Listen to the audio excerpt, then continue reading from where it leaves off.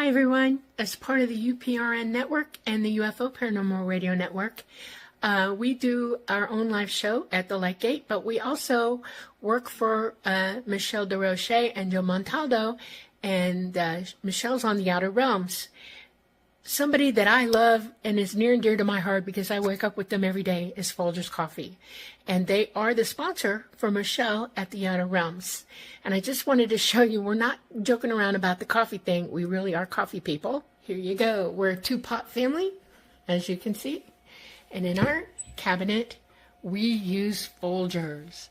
There it is. I have my afternoon Folgers, and I have my, oh my God, I have to have it in the morning Folgers. We love you, Folgers. Absolutely love you. The best part of waking up is Folgers in your cup.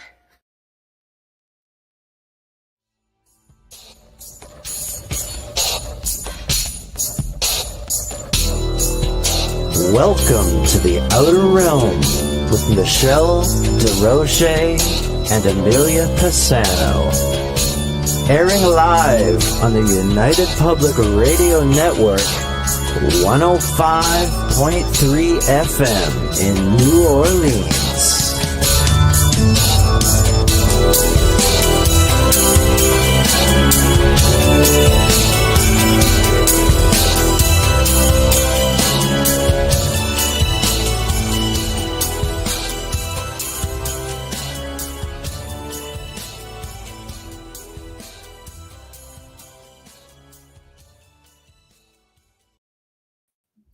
Good evening, everyone. Welcome to the Wednesday night segment of the Outer Realm. We are broadcasting live on the United Public Radio Network, UFO Paranormal Radio Network, 105.3 FM from the Gulf Coast and 107.7 FM from beautiful New Orleans. We are fully sponsored, as you just heard, for Folgers Coffee. Couldn't do it without them. We love and appreciate them so much. They have been supporting us for the last at least 5 years, and we're just so grateful for them. Also, big thank you to Justin Snicker, aka Dr. Snick, the sonic surgeon, for the contribution of his time, his music, and his voice for the intro you just heard. He can be found on all of your favorite music streaming platforms, specializes in Halloween horror, sci-fi, and dark wave electronic music. And I don't want to neglect saying he is an award-winning composer. He's awesome. Check him out. Also, big thank you to Steve McGinnis, the artist behind our logos here at the show. Also specializes in the horror genre, does phenomenal commission pieces, can be found on Facebook and Instagram.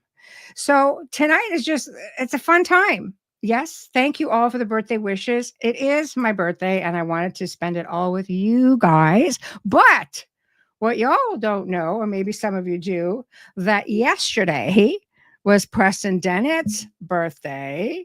Tomorrow is Dolly Safran's birthday, and our dear friend Carolann is here to join us, and we're going to have other people coming in this evening. Kerrilynn Shellhorn from Spirit Switchboard, and we've got Lorilei Potvin from Angel Rock and Beneath the Hollow Moon with Kerrilynn, and you never know who else will pop by. So tonight is just that. It is laid back, fun, UPRN, open discussion.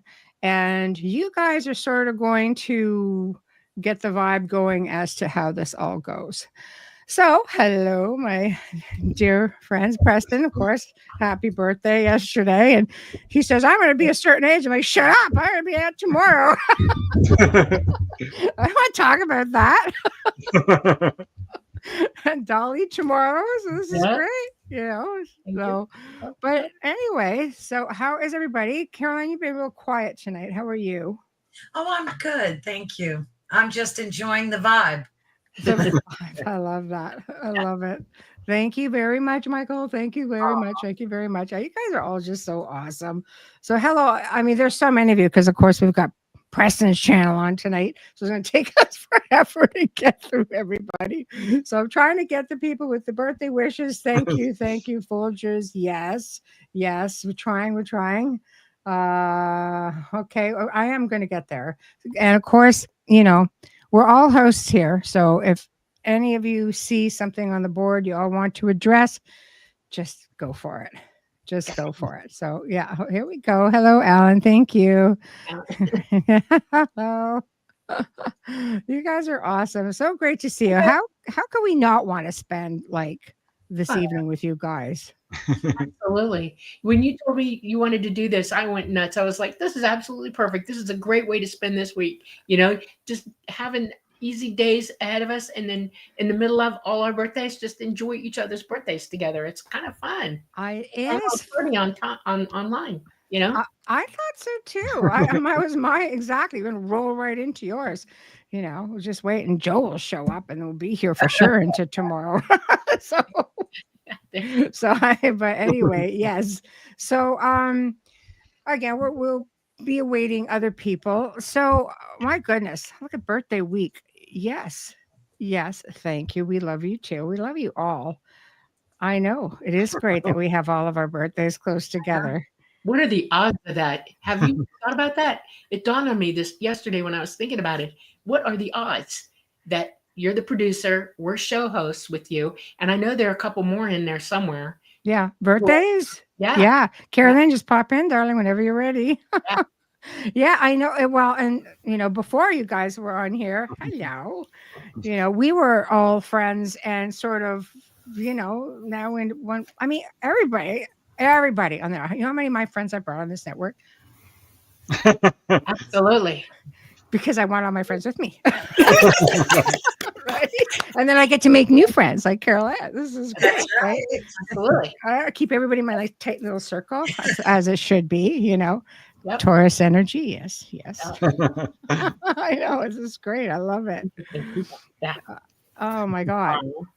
So it's going to be really laid back. That was my hopes for tonight. So anybody in the chat room, feel free to just start, throwing things out there. And people will just, answer, or we'll take a topic and we'll all tackle it. And if you all want to just have a good time, we'll just all have a good time. I'm down. Made it. Happy birthday. Yes. Thank you. I have a question.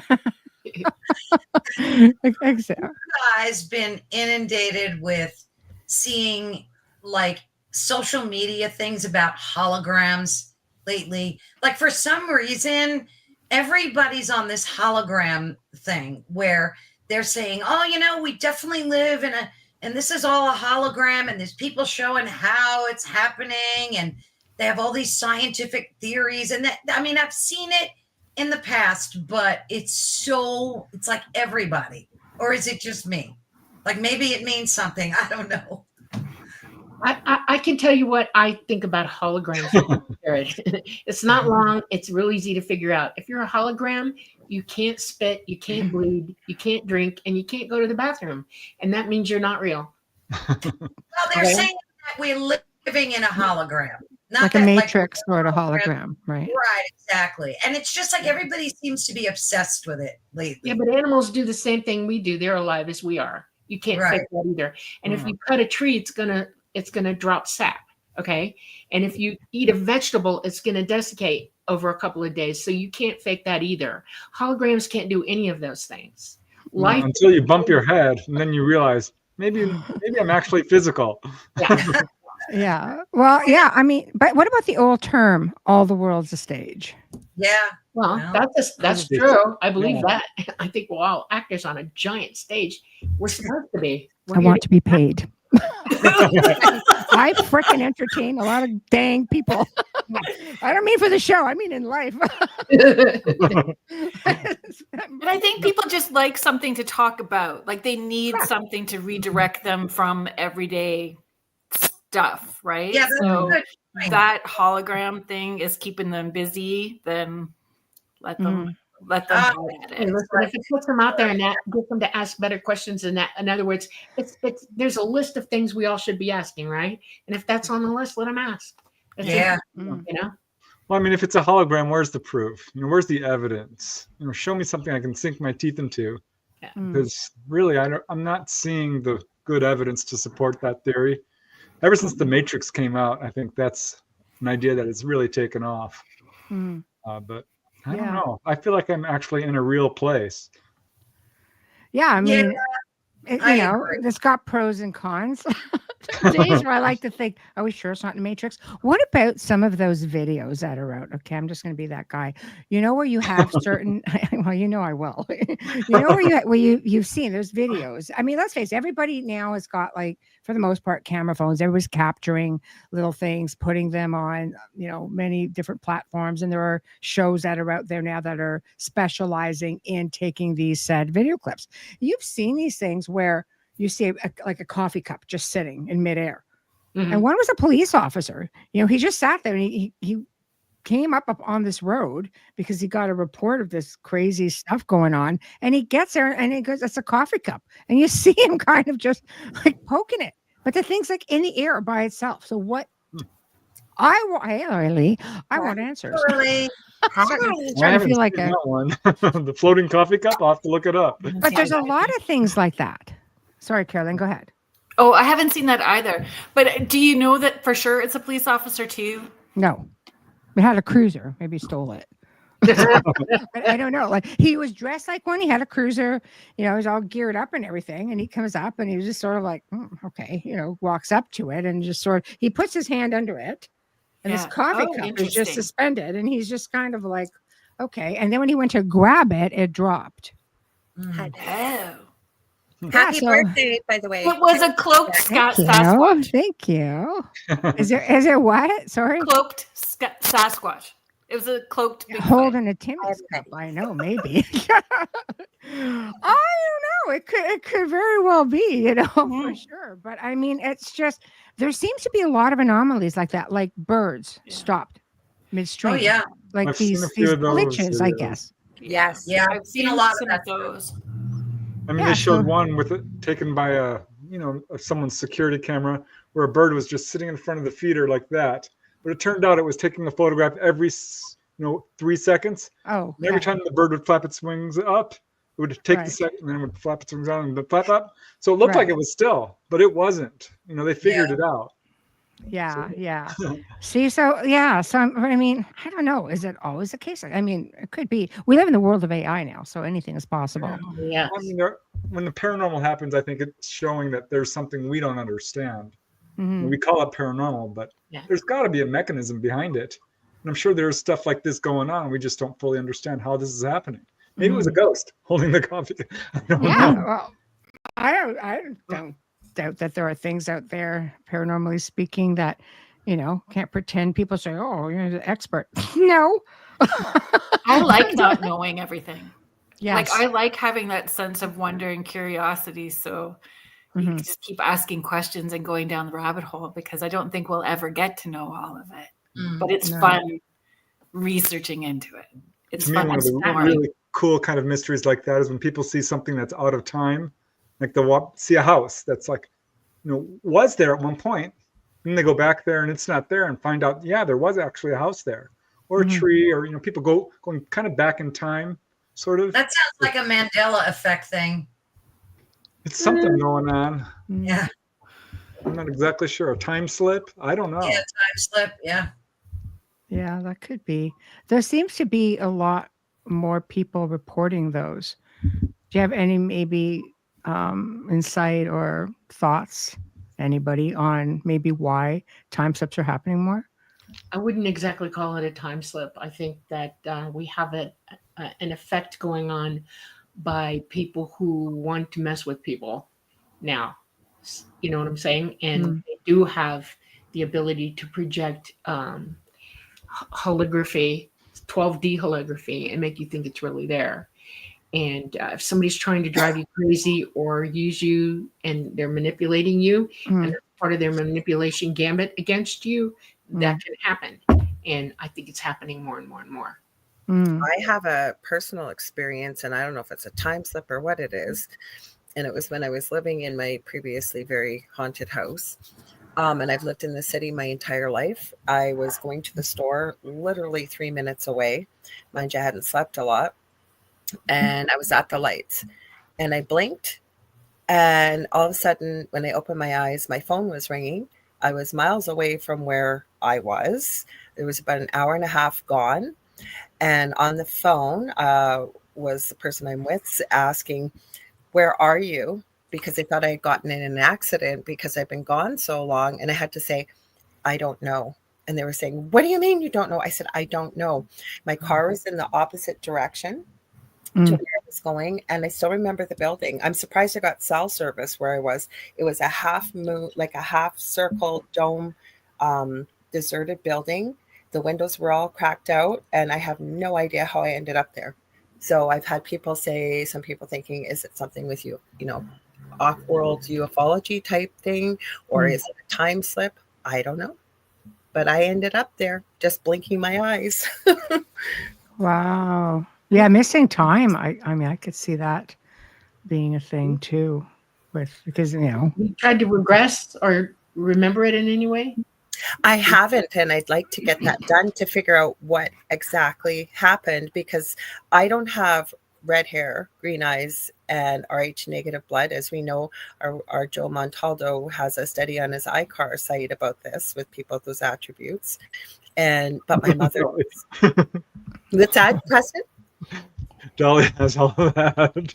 Yeah, I'm silver now. Okay, I'm 67 tomorrow. Okay, I lost the red. Happy birthday, Preston, too, and happy birthday tomorrow, Dolly. Happy birthday, Preston. The top row, A redhead, and I have blue green eyes, and I'm a neg, big time. Yeah. Worthy, you sent me a reel to watch of a woman talking about her husband, and was it a time slip?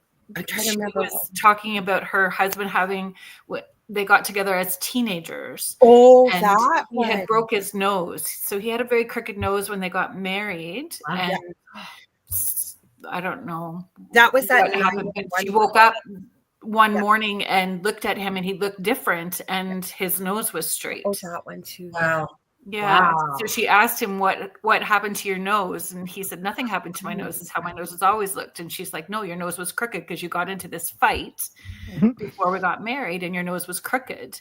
And he's like, no, you're mistaken. My nose has always been straight. And she's like, what the heck is I thought you were talking about that 911 call. I know the one you're talking, because we just did a show on this type of stuff last week. Yeah. Wow.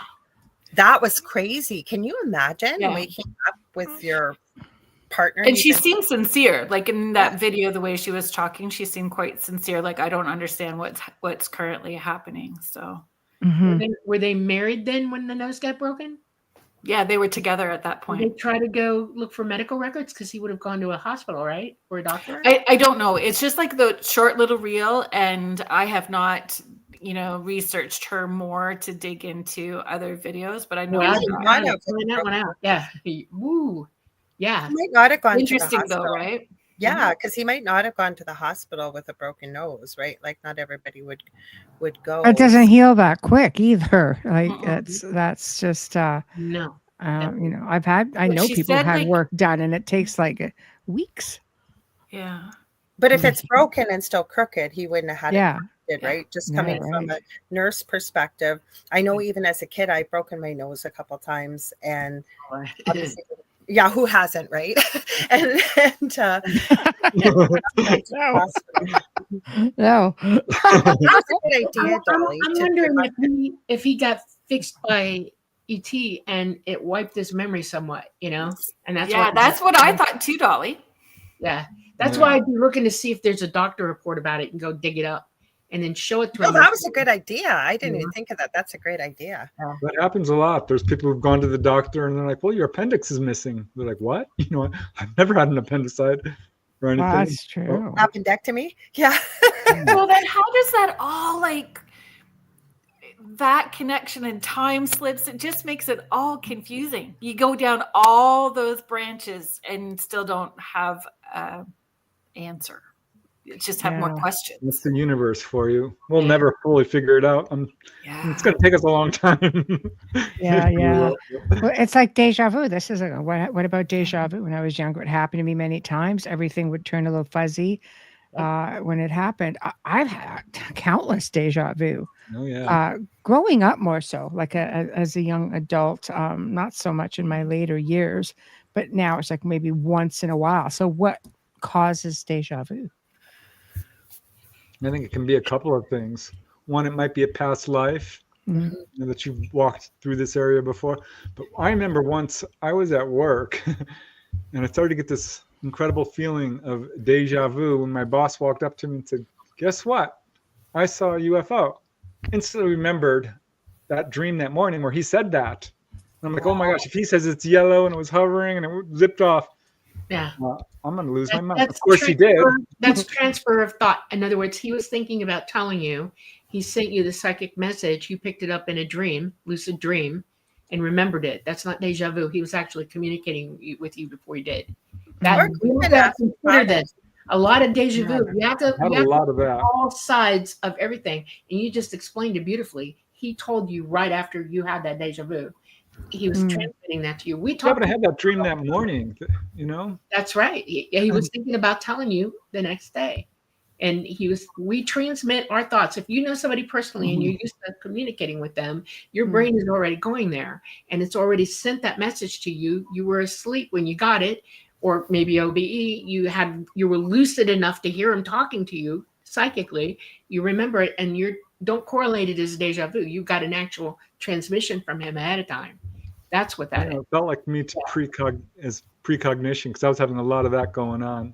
I know, but we don't like accept that we're talking to one another. You know what I'm saying? Yeah. Think about that. You got to think about it really hard. We do communicate with each other across the board, everywhere. What was that show? 2 degrees of separation. We psychically are less than that. We're 0.4 degrees of separation psychically from one another. And a lot of deja vu that you're thinking, like, I was worried that this guy was going to try to kill me. And he's been, she didn't know that he was stalking her for 2 months, but she had a precog of him, saw him, everything. And you don't realize that when you're working as a medium, this stuff comes up all the time. People will say, they'll let you know how that came to them. And it's transmissible memory of somebody telling you ahead of time psychically. And we don't recognize it though, because we're not used to it. And that's what a lot of deja vu is. People's thoughts are loud and the thoughts come out before the words all the time. Yep. Yep. I had a client that was so frustrated with me. She was telling me to F off in her head and I called her out on it. I said, I just heard that, just so you know. Yeah. Quiet up those thoughts. Go ahead. What you're thinking. Yeah. I think you could be lucid dreaming too, right? There is no time, I believe, except here on this planet, right? Past, present, future happen at the same time. Yeah, so I agree with that. Could be a past life, what we would call past life, or we do a lot of traveling, especially while we're sleeping. So if you've been there before and then you show up and all of a sudden you think, or like what you explained even, Preston too, right? Like all of a sudden somebody says something and you had a vision or you had a dream or you had something, right? You've been here before, you've heard it or you've seen it. Any different way. I think we're incredible as human beings. We've just never been taught to recognize how incredible we really are and how powerful each and every one of us is. I always think it's an alternate reality where I'm a little taller and a little thinner. Over top of the one from your mouth to my thighs. That would work really well. Yeah.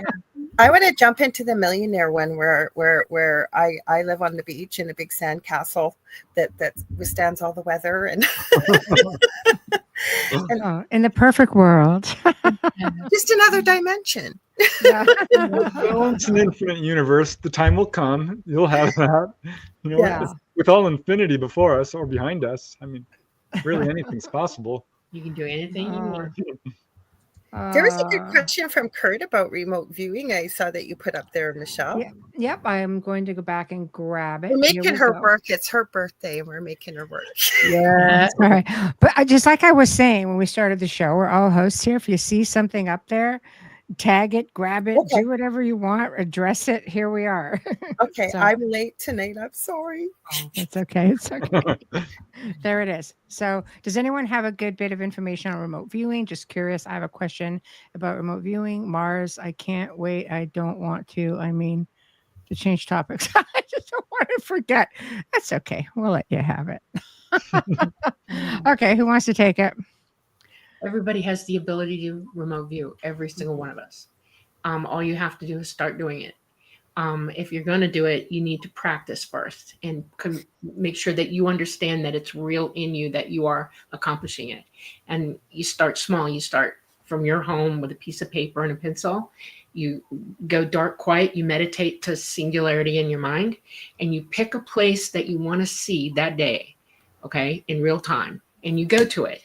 And then you write down all your impressions on the paper. You draw a picture and do everything. And then you get your keys or your stick that you walk with, and you go to where that is. So you're going to do it close by. And you go observe what you were looking at and check your notes to see if you really saw it. And then you branch out. And then you have people help you do it in other remote locations who can send you a video of it after you do it so that you can compare notes. When you learn to walk, you know you're walking, right? You get up and you stand up and you go, oh yeah, I'm doing this. Same thing with remote viewing. You're just using your consciousness.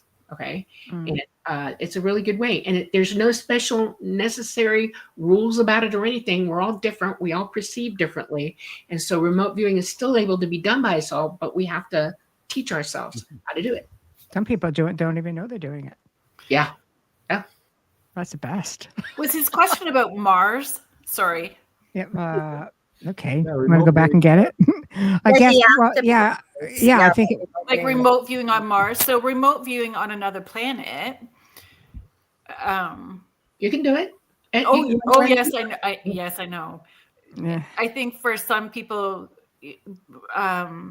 recognizing they may run into beings or other things that they're not accustomed to, so being prepared for that as well too, right? Yeah. Yeah. Well, I mean, you look at, this is how the CIA started training people. They would just give you coordinates, and that's it. That's all you were given. You could end up anywhere, you know. Research on it is amazing. I mean, there's no doubt this absolutely works. Mm-hmm. But also, there's a lot of people out there doing it. I'm like, I'm not so sure what you're seeing is on point here, because it's hard to verify. If you're remote viewing a place you can't check, how do you know? Right. This is it. And if we are tapping in remote, like mediumship, if you have 5 mediums in one spot, everybody's going to pick up differently. Can remote viewers also pick up different timelines or different dimensions or realities with the same coordinates, or do they always go to the same spot? Do they pick up differently as well too? That was a question I had.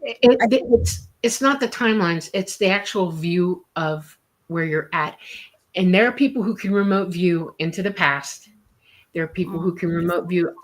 When we're here, I've never been able to do it. And it was explained to me that don't even try. You don't want to go there. But I can remote view into the past. I can also OBE into the past. I've taken Preston with me a couple times, OBE into the past. Yeah, we saw giants. Yeah. And dinosaurs. It is not impossible to do that.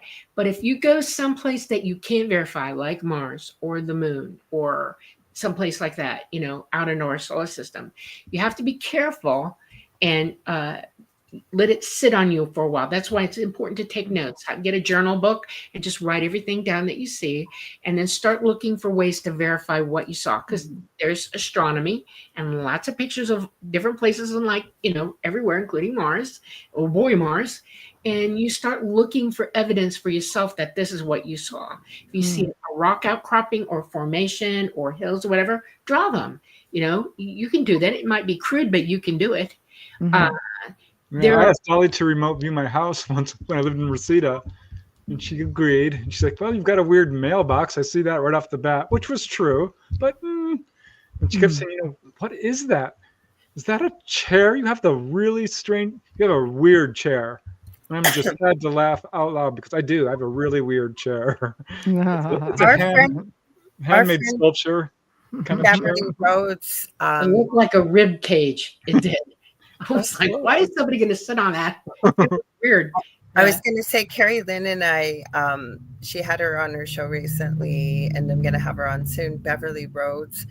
She's from South Africa, and she works in the UK now. She's an incredible remote viewer. I know a lot of the Alphabet Soup organizations use her. And she was talking about, you asked her, didn't you, Kerrilynn, about the inside of the moon that she remote viewed? Yeah. And And it's her story to tell. Yeah.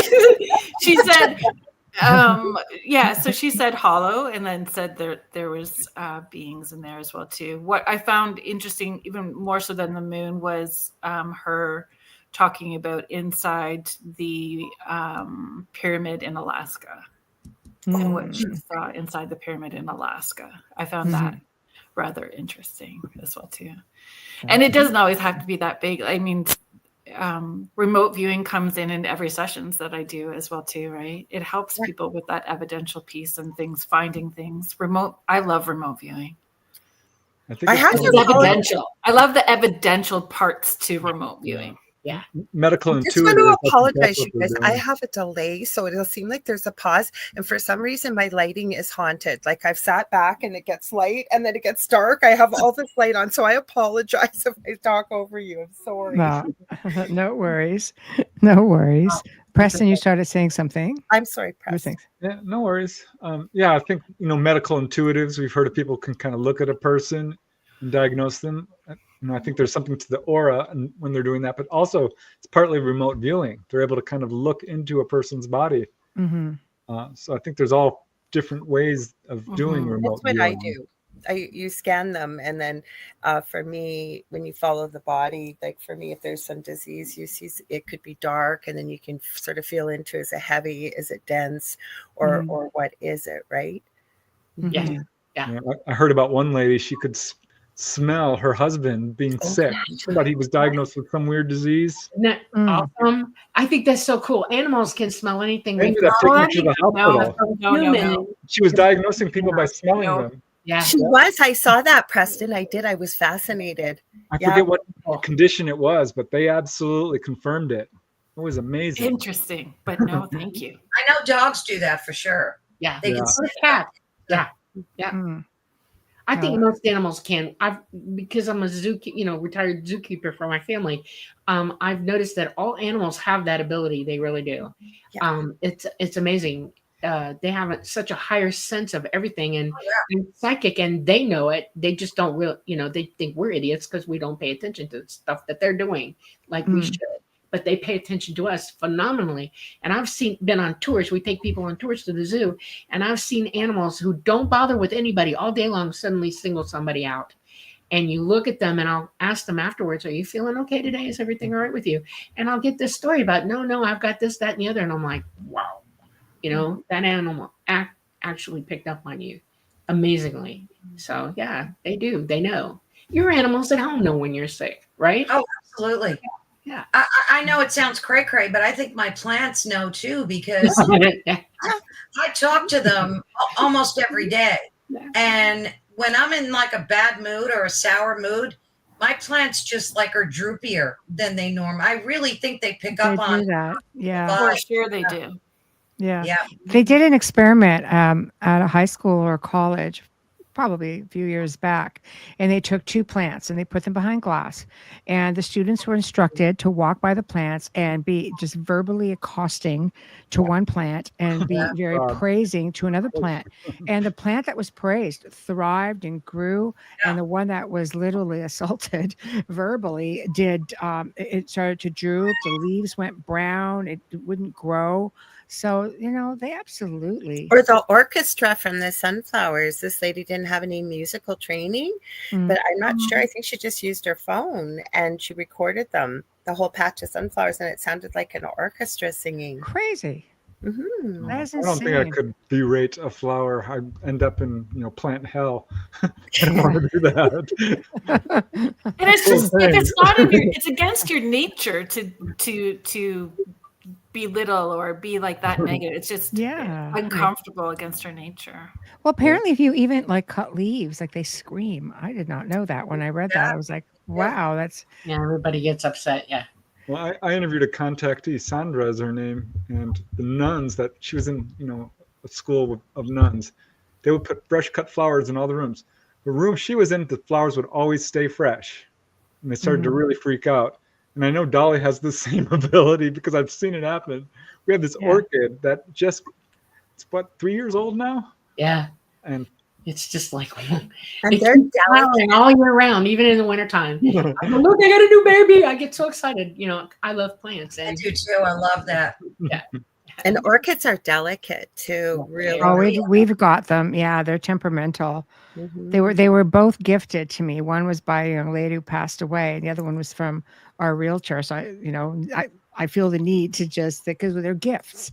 They're doing well, but I mean, the fact that they're still going strong, and that's because of Wayne. Wayne talks to like every plant, every tree, I'm like, grow, damn it.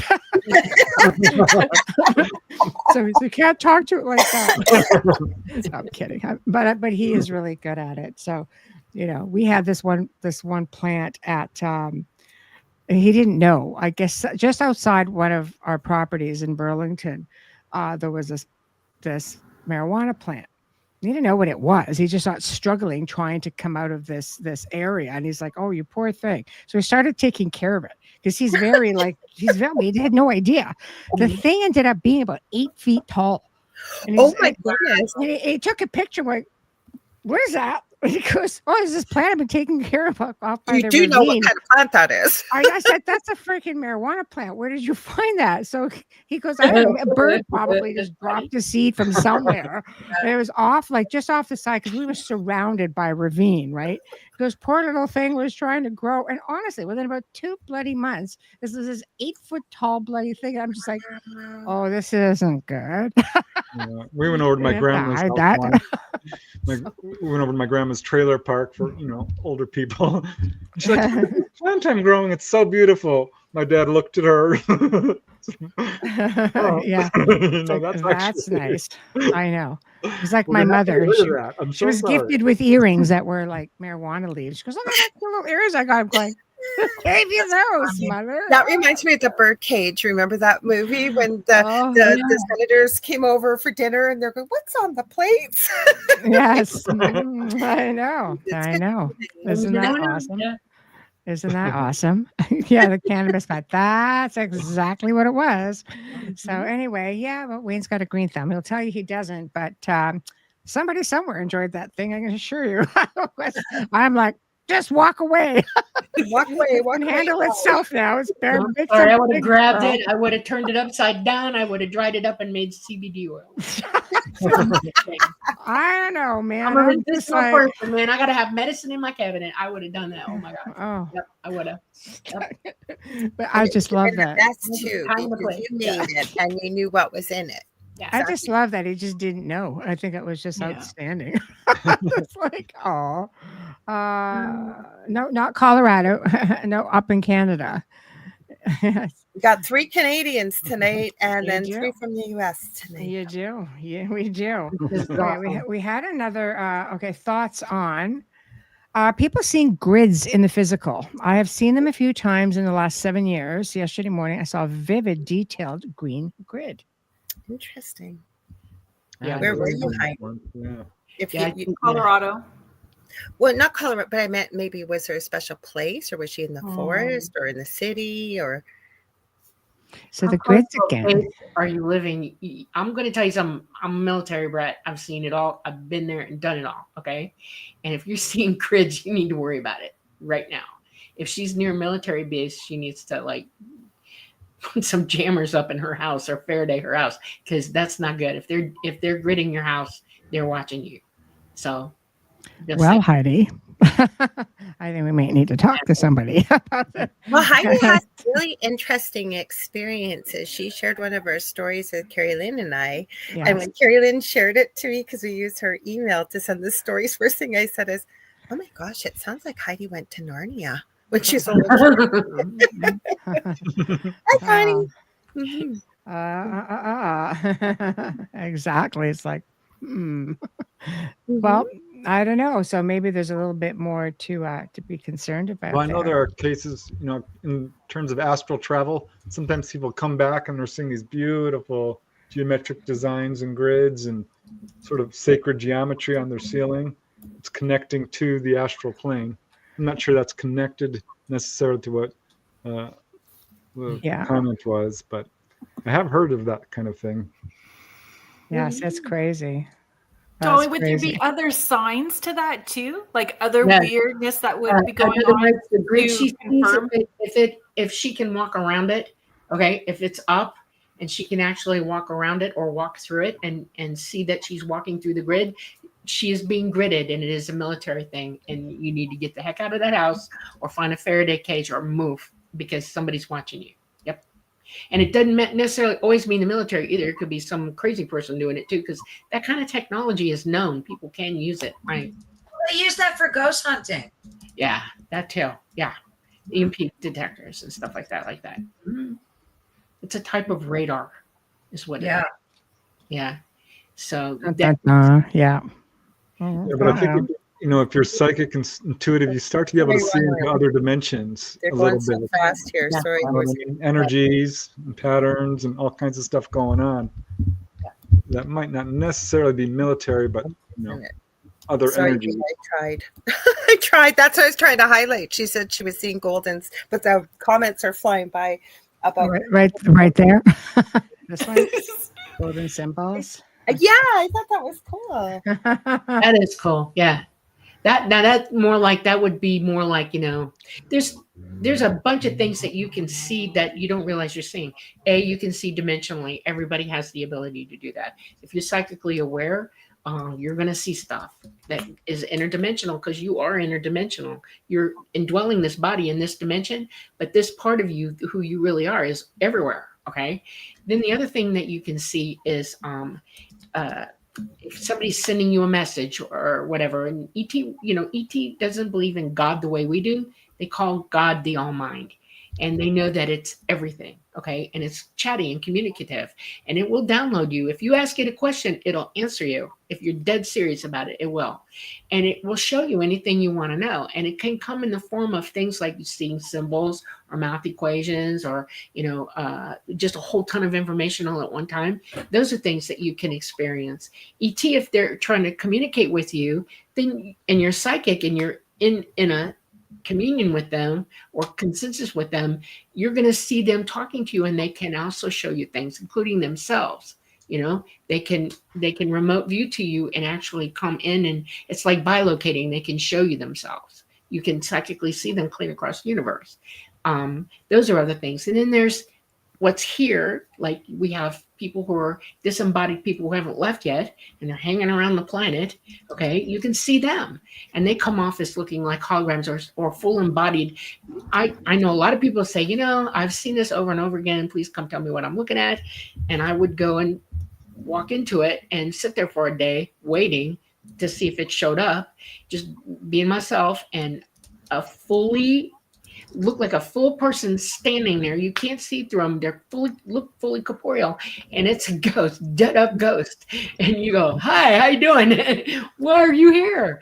And people can see that too. I mean, there's a spectrum of stuff out there, and we just have to, ferret through it and decide what it is or research it for ourselves. There's energy coming from everywhere at us. We're talking about ghosts. You just described my regular day. Yeah. Well, we're talking about ghosty hitchhikers tomorrow night too, right? Like there's so many stories of people thinking there's full body people getting into the back of whatever, or it astounds me they're capable of doing that, but when I go OBE, and Preston's done this too, I think I'm fully formed. I feel solid to myself, OBE, which is amazing and astounding at the same time. I mean, I can go through things, but I look solid. And when I touch myself astrally, I feel.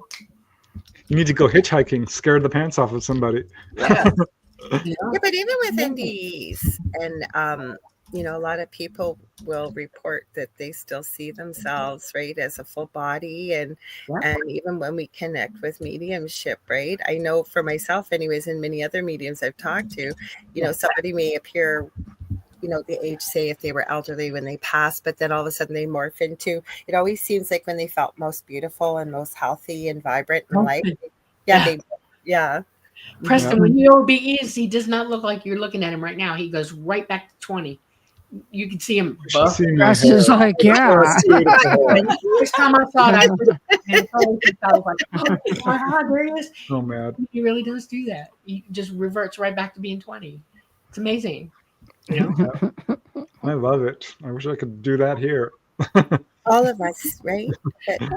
But speaking of hitchhikers, ghostly hitchhikers, I did a whole study of ET hitchhikers, which kind of We fits gotta in hit there a him little up to be bit. for But tomorrow, Kerrilynn. A whole separate segment. there's a bunch of cases. People are driving along, like there's this beautiful, handsome man out in the middle of the desert. They pick him up. Next thing they know, they're going on board a UFO.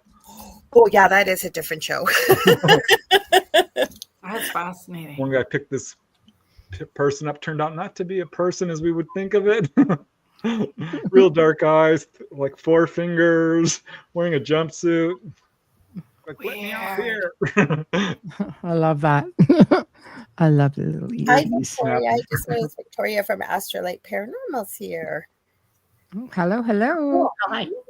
Hello. So, Question: can I ask why we seem invisible in the public? This guy almost hit me twice. Once with a shopping cart and then backing up a parking lot. Jeez. sure you just I'd be staying home after that. Like, it's getting crazy. Well, out there. invisibility is a ability that we do have.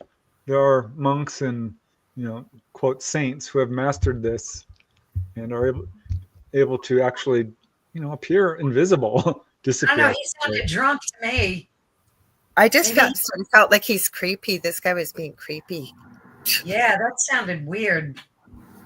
Yeah. I think we can make ourselves invisible though. I do. Yeah.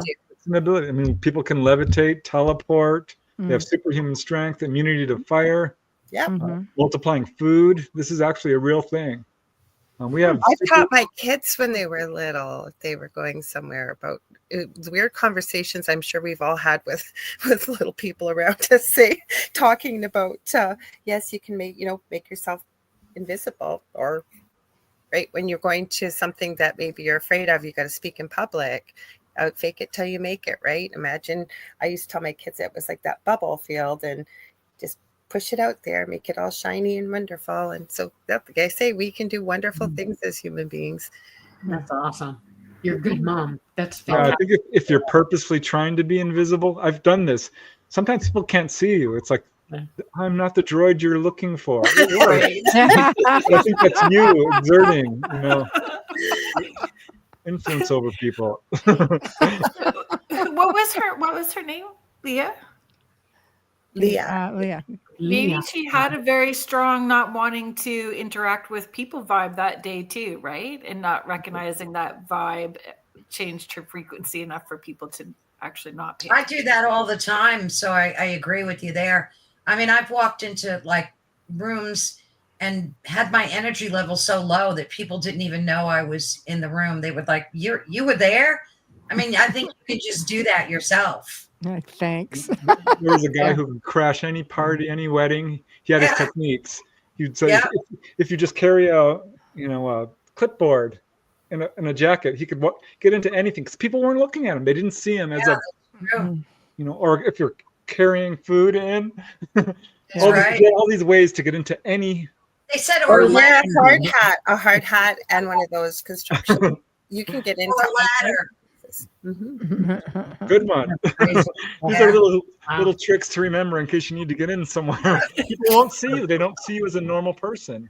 That's right.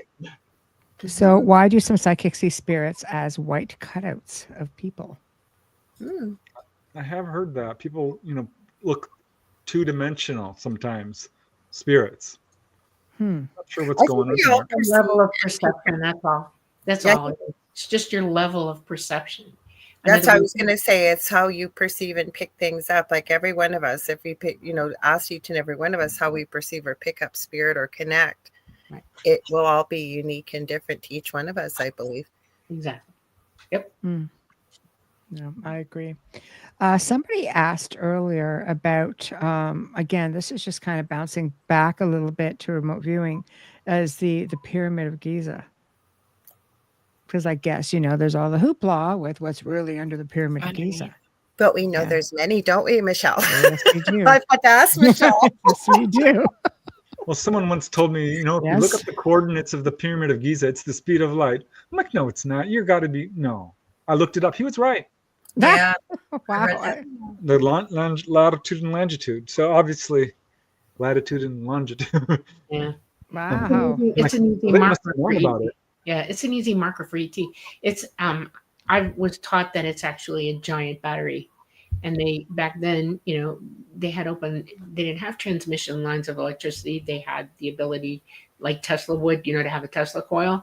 And it's a giant, and you got to remember, Giza was not in a dry plateau then, it was in water.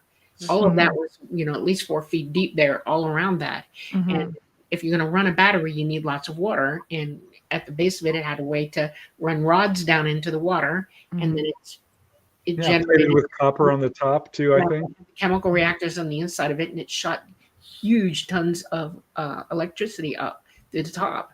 And then people come and do a power draw off it. So it feels like a Stargate almost too, like the battery to a Stargate, because a lot line up with the star systems too, right? Yeah, it's Orion. It's actually it's an exact configuration of what Orion is. This, it's very, very, very, very cool. And it's amazing. We have stuff all over this planet that points us to what it really is. But a lot of people have not guided you to the right answers about it. They don't tell you the truth. It's like Göbekli Tepe. Göbekli Tepe has a lot to say, and they've shut it down now because they do not want you to know what's under there anymore, because it proves a few things. That's one of many too, though. So they're all based on, like, they're all designed the same way. Right.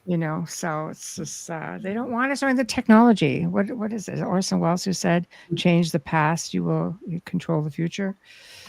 Right. Plus off world, there's a lot of pyramids too, right? On Mars. They're all over the planet. They're everywhere. Yeah. Oh, so many. Yeah, so many of them. So, but it's curious, you're looking at all of these ancient civilizations, and they were all similar in so many ways. You look at ancient petroglyphs and hieroglyphs and how similar they all are in all different parts of the world. It's fascinating. So it just sort of makes you wonder, were they all one big civilization? No, they're different eras. Every 12,000 years. Well, yes, South America, different than different eras. Yeah. But I mean, it's still interesting though how they just carry forward the same stuff, the same technology. And there's some underground too, right? Like there's underground stuff. Yeah. Probably underwater as well, I would imagine. Oh, for sure. Yeah. No, absolutely. I wonder if anyone's ever mapped every single one. And what would it show? Michelle has. I haven't mapped them, no, but I've done a lot of research on them throughout the years, but they keep surfacing. That's the thing, like new discoveries, because we have technology now, and the technology is changing. Like every year, there's something new coming out where you could see right through, for example, the forest canopy. Look at when that young guy just found, what is it? The lost city of gold. I mean, there's a kid found that. It was like 15. I mean, most teenagers now know more than most adults when they get onto the computer, spend so much time on it. But the thing is that working, I was working on a production with these producers. I had to map like about 30,000 acres. And they've got satellite technology now that's beyond LiDAR. They could just see, they have that technology that can see through stone. Like you can get into see carvings and etchings in stone now that they didn't have before. That's new. I mean, they're just finding everything. And pyramids, it's a mountain. No, the hell it's not. It's not a freaking mountain. Just, stop it. Like they're not mountains. And you look at some that look like they are just, again, mountains. And you look at them and they have, they're trees. When you look at the top of them, they have flat tops. And you see the rings of ancient trees. And you go down towards the bottom of these things and look like old root systems. Yep. Like, you see? Like, there's just so much. Devil's Tower in, Wyoming? Yeah. There's a lot of controversy about that. Yes. Is that a big tree? I think it is, because looking at other examples of this. Yes. There's a bunch of them in South America. They're not as big as Devil Tower, but they're absolutely the roots of trees. And you can see above it, and they're petrified. And I don't know. Tell me more so I can deep dive tomorrow. What are we talking about in Wyoming? What do I need to... Devil's Tower, they say it's volcanic, but no. Dolly was taught that it was actually a giant tree. Yeah.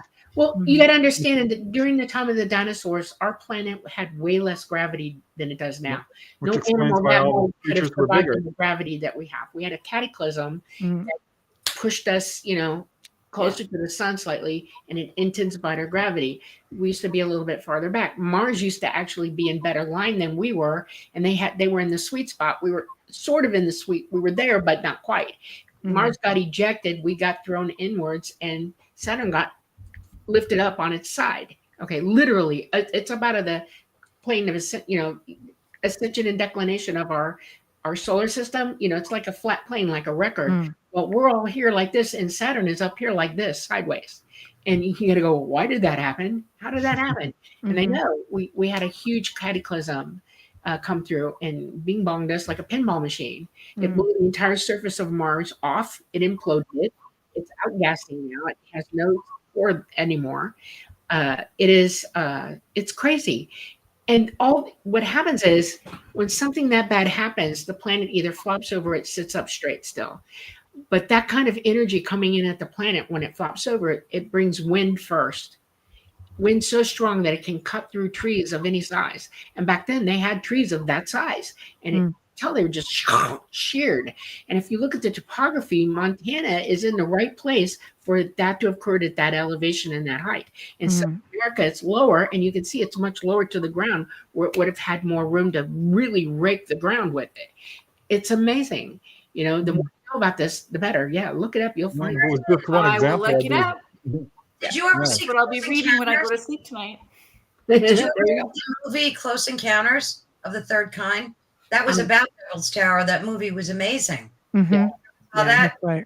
Yeah, which makes You know you what I wonder want if there to is ask you something. guys is, have you seen all the mountainous structures around the world that look like actual massively huge animals, humans, all kinds of things? Even where I live in Thunder Bay, there's a legend of Nana Bijou, and it's called the Sleeping Giant, and it literally looks like a giant laying on its back, and it protects the world's largest untouched silver mine. And it says it's cursed. Anybody that's tried to access it, it's never been accessed. They've lost their lives.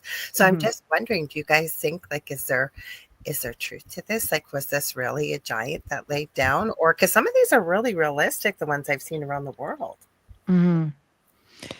I've seen things like that. Again, in doing research everywhere. In fact, you want to know where it really gets weird is that there were some articles that I found, where you find salt mines, and they're basically saying, with the shape of the certain mountains that you're actually taking a piece of ancient times. That was too much for me. I kind of went, okay, yeah, I got this stuff all over my house, so it's not cool if this is a thing. But I found it interesting that there's a really strong belief anyway out there, and that's what they figure where all of this stuff looks like. And when some of it even looks grizzled and things like that. So they really run with it. But of course, now in the age of AI, you can't believe like anything of what you see. You have to be so careful. You have to almost double, triple check it, cross-reference it repeatedly. Or go there yourself, or get I think somebody. there's one in Asia that looks like a snake or something, but that thing's crazy. yeah, I mean it looks, but our brains are so wired to see patterns. Pareidolia is such a strong force. Yeah. I mean, My rule of thumb is, though, if enough people can see it without being told, it could be coming from the collective consciousness, but as well, it gives me a little bit room for thought that maybe we actually are seeing something there. If we can all see the same thing, but nobody's telling one another, you haven't heard. Nobody wants to be that guy, though. I know. We have evidence that people built statues or monuments that were like that. The Colossus, one of the seven wonders of the world. That thing was that big. What you're describing, and why would you build something like that if you didn't have a reason for it? Yeah. And so it's not unthinkable to think about it. That's what I think. Just keep researching it, and then if you can't go there, send somebody who can. Video you into it so you can look at remote viewing comes in handy. Carolann, you started saying something? Oh no. I was going to say, just jump in, right? Yeah.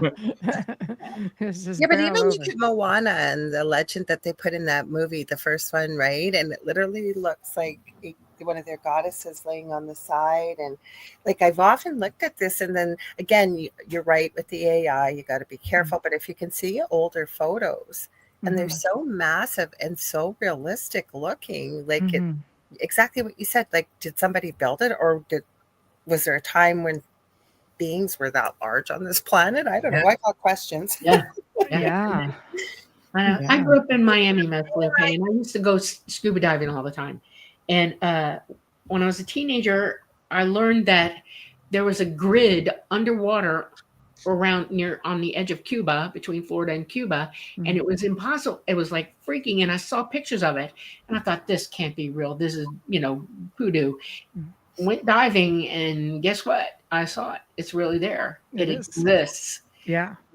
It looked like a grid of a city. It had, I'm not kidding you, roads and all kinds of stuff like that. And you just sit there and you think, when did that happen? What was going on? I just thought Florida was an outcropping, and no.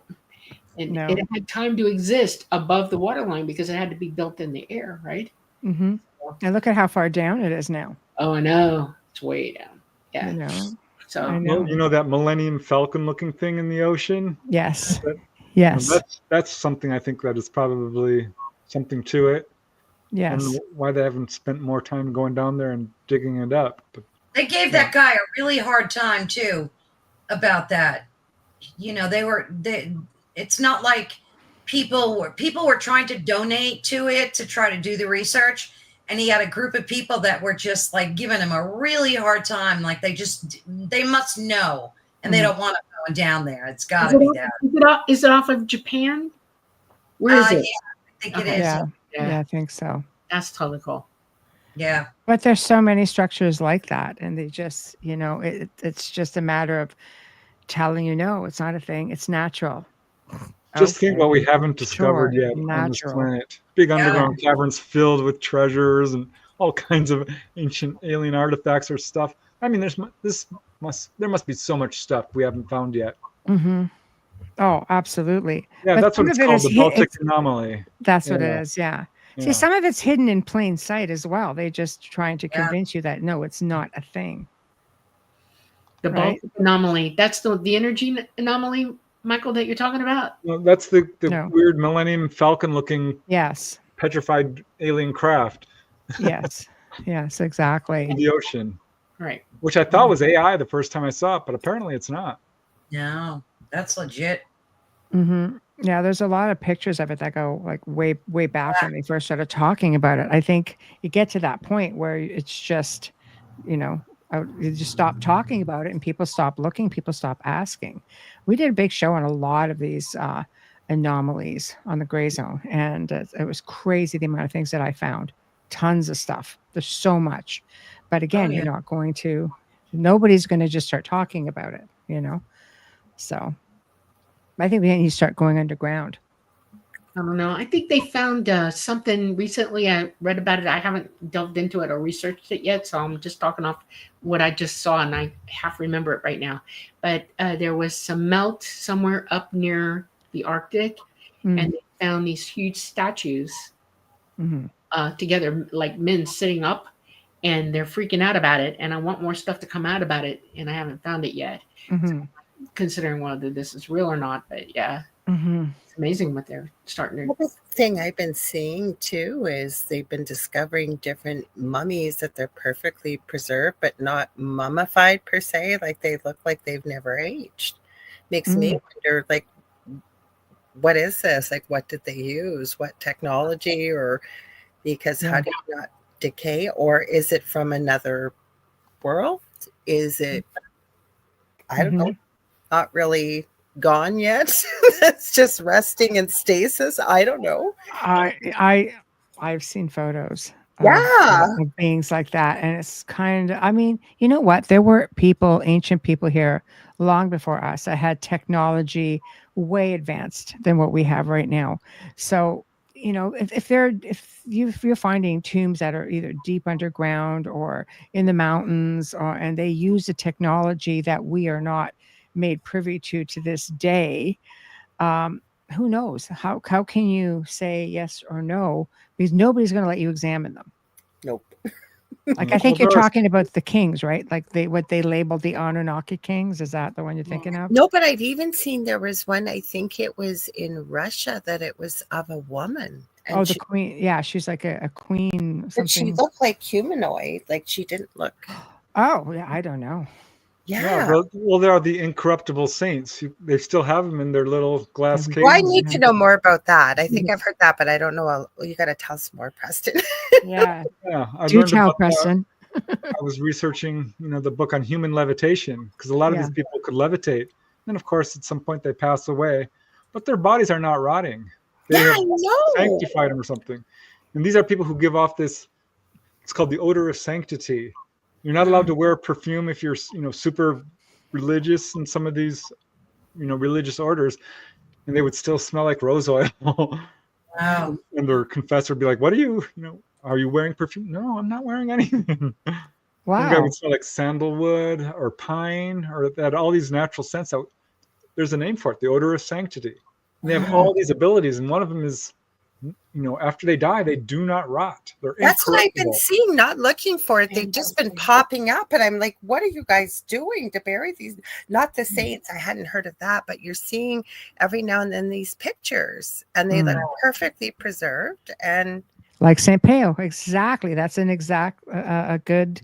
Okay, yeah. Again, Padre Pio, right? St. Pio. Yeah. Oh, he's one of my favorite. The things that guy could do. Yeah. Oh my God. Not only and he looks pristine. He brought someone back from the dead. He went to someone's orchard and made all the trees bloom in winter. Yeah.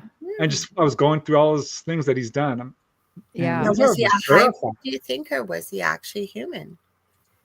Oh, well, gosh, 18. I don't know. Yeah. Maybe, but he would stay in his church in Spain, and yet people were seeing him all over the world. He could bilocate, physically bilocate, while still being in his, because he said he never left there. He was always there. People could speak to him in any language, and he could understand them, and he could talk to them, and they would understand him. Yeah. That's a show just in itself, right? And that's crazy. Yeah. What year did he pass away, Preston? Do you know? It was the 1900s. He was one of the most recent, what do you call miracle workers or thaumateurs? I think, what was it? Amelia knows. Amelia's mother, actually, I think, saw him. Book, Man of Hope. Amelia, when did he pass? Was it the 70s? Yeah, I think it was around there. Yeah. I would have loved to seen that guy. He had stigmata as well. Yeah. So for us, like that's modern times, to have someone who was sainted. I think it's phenomenal. So the book is a collection of his letters, she says. So can't meet him. He's passed. Oh, yeah, on the other side. On the other side. Yeah, you probably stand a good chance that way. Yeah, I will try that. That would be awesome. Yeah, that might be the only shot. How about a buddy? Hey, Pio, what you doing? Padre. Yeah. Yo. And Tessa is sharing that she has just put friends it up. who knew him. Yeah. Did you? Yeah. Oh, sorry. Oh, yeah, feel free. Go ahead, guys. If you see something, put it up for sure. So she knows. She knows She people had friends that who knew him. Yeah. Oh, it's gone. There it is. Okay. Yeah. Oh, wow. Interesting. Yeah.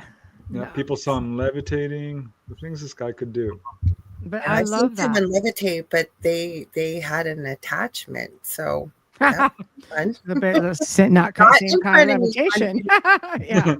So, hi, Richard. Thank you. Thank you for tuning in. We just appreciate all you guys so much. Thank you. This is awesome. Thank you for sharing your birthdays with us. Thank you. I know. Yeah. Well, we just like Can't help it. I love it. I love it. So, I mean, I always laugh because Preston and Dolly and I had been friends before, coming onto the network. And it was just like, oh my God, where all our birthdays fell in. We had all the same stuff, in common. And I was just kind of like, okay, this is like weird, but I like it. It's just so, and it just got better and better. You can see some dragon here. Oh, look at the baby. I love that. Is a beautiful kitty. Oh, this is the best. This is every show. I'm surprised my dog hasn't. Every show, she's got to make her presence known. She's this little peanut of a thing, and she's very naughty. Yeah, we have one that I don't like to be in here with me because she's very loving and everything like that, but she becomes scratchy bleedy when I'm on the air here. Oh, And It's like, pay attention to me. Pay attention to me. yeah. That's an interesting comment by Karen. Yeah, But I looked that up. There was a guy, and he did a live interview. He saw Prince levitating. I Prince heard turned in and said, this is our little secret. Don't tell anybody. I wouldn't doubt it. But he's a mystical guy. Yeah, There's a I quote. wouldn't doubt it. Yeah, more than one report of that, which is so cool. I saw in Minneapolis, we went to the Minnesota State Fair. There was Culture Cup playing, Thompson Twins, and the B-52s. Okay. Wow. I know. All of us from that. And and at the end, they had Boy George singing, and he was singing Purple Rain. I swear to you, I could see Prince over top of the stadium thing. I'm getting Oh, wow. I was in tears because I always loved Prince, and I could literally see him in spirit, not physically, obviously. It was the coolest experience. Wow. Wow. Yeah, I know a lady who was saved. Her life was saved by the ghost of Bruce Lee. Oh, She now you loves can Bruce tell Lee. us. Now you And can he- tell us. Yeah, she was walking along, and Bruce Lee appeared and told her, "Hit him in the throat." What? She's like, hit who? What? Well, this guy started following her home, and in a Crazy. very bad neighborhood late at night, and she realized, okay, this is who he was warning me about. Yeah. my That's- goodness. Instead, she turned around and confronted him and said, "I'm good at karate." And he thought, surely. Which she was. Bruce That Lee scared is him my off. sensei. She was Literally. such a neat lady. She talked to animals as well. Had all kinds of UFO experiences. Oh, so Most cool. contactees have this crazy connection to animals. It's Mhm. insane. Lorilei, I say that because you've got your cat right there. Cat's just all over. I know. Her name, my son named her. Her name is Stephen Nicole or Steve. Oh, wow. Or Stephen Nicole. And she is the biggest brat. When my son passed away, though, and we were talking about animals. She knew, like, she won't leave me alone. Like, honestly, she's never been this cuddly and right over the heart chakra. Aw. So animals know. They definitely know. Oh, yeah. She's trying to fix you. She's trying to fix me. Well, She that's going is. to go on. Yes. Yeah, our dog is psychic. That'll Not make you feel kidding. better. Oh, really? Oh yeah, we tested it. Like, okay, let's see if she'll come. We'll call her. She comes. She'll know. I really quietly put my shoes on because I'm thinking, oh well, she's hearing me put my shoes on. No, I slip them on really quiet. She comes running out. Like, are we going out? Like, how do you? I think animals are No. very telepathic, and Yeah. My dog's like that too. Absolutely. I sent Kerrilynn this video. I test it with her. This guy has cat communication, and what was that? He said, Kerrilynn, was it like, say to your cat or something? And Yeah, I said it sounded like a whammy bar to a guitar. she Oh, came. Wrong. She came. I filmed it. You hear me swear, and I go, holy, I won't say on air what I said, but I could not believe it, because usually she doesn't come to anybody unless it's her idea. And she just went right over as soon as they said it. And he showed bunches of clips of people that tried it too that were just as shocked. I don't know. They're like dogs. They know who they like, and they know who is not okay today. Yeah. Most of the time, I think the cats think they rule the house. So that, They do. Especially the female cats. Yeah. Oh, yeah. Yeah. Yeah. It's It's a female. hilarious. It's hilarious. I love it, though. We're babysitting my son and daughter-in-law's Bengal, which used to be mine. No, he was always very... Let's just think he thinks he's royalty. I'm sure of it, and has always thought that. Oh yeah, it's one of those pat me, but smack, and then hard hit, and then like, why did you stop patting me for? And you're kind of like, you go for it again. He psychs you, and he smacks you again, and then has the drama and has to eat, and then have more drama, and the food's right there, and you're just sitting there going, why are you here exactly? Does he growl when he eats? Does he growl as he eats? You know. No. Oh, see, that's nice. Yeah, some of them do because they're half wild. You know, they have they're bred from 2 different kinds of cats to make a Bengal. Yes. Oh, yes. Some will growl. Those are our first one. Yeah, it's just. Animals are much more intelligent than people give them credit for. I remember when our dog passed away, Maxine. I'm sorry. I had out-of-body experiences, and she would come running up. She was a very regal dog. She wouldn't give you her paw unless she absolutely loved you. Would never lick you unless on rare occasions. Yeah. But when I met her on the astral plane, she came running up to me, gave me her paw, licked me, and then one time she comes running up to me. She says, "Hi, Preston." I just about fell over. I'm like, I must be losing my mind. This can't be a thing. More research on astral projection. Yeah, this happens. Pets will start to talk. Yep. Incredible. That happened with my Great Dane. She goes out of body too. Animals go out of body. And when I go out of body, sometimes she's there. And she jumped on my bed, which is not allowed, except when she's out of body. And she says, "My name is Duchess, and I love you." Oh, God. I'm like, oh my God. I have a picture of somebody I was talking to years ago, and it was on just video like this. I didn't know that she had 2 cats before, and she was laying on her bed. She had a really bad back. And I said, "Did you used to have a cat that laid on your pillow beside you?" And she's okay with me telling this story, and she goes, "Oh, that was my Boo. The cat's name is Boo." And she said Boo had passed away a year earlier. I said, "I swear to you, your cat right now just looked at you and is flicking its tail and it's grooming." So I took pictures, and I forgot I had them on an old device, and it came up as a memory, and she sent it to me a couple months ago. You can still see the outline of the cat. Like, it wasn't a psychic impression. You could see the spirit of the cat. That's crazy. Are animals higher consciousness than humans? Anybody? No, they're the same as us. We're all together. I mean, you could come back as an animal. That's a real thing. People from India got that right. You can reincarnate as an animal. But they're pure of spirit and heart, unconditional. Well, sure they are. Yeah, they have no guile, right? You know. Yeah. Well, I mean, we love our pets. I think, you know, people tend to love animals sometimes more than other people. So, yeah. Well, animals are honest. Yes. People are not. Yes. They live in the now. Some people are not. Yeah. I love this one. I was just looking at that. That's what we say. Our best things for the help. Did you think I am only the maid. She only deigns to tell me anything when she wants something, and she wait for me, look me dead in the eye, and look down at what she wants. I mean, we're talking to each other, right? And she literally stands there and waits for me to do what she wants me to do. I'm like, "Thank you for giving me the opportunity to serve you." And she about her business, you know. Okay.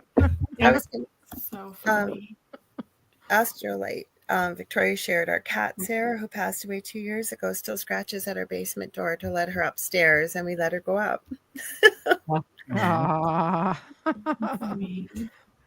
We have rag dolls. Versace had her dog with my mom being Amelia. Yeah, that's true, because Versace was spoiled to death. So for sure. You had Role reversal.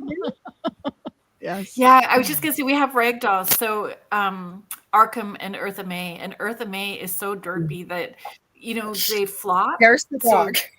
Yeah, so she flops like a fainting goat, but she always whacks her head off the floor at the same time. So just whack.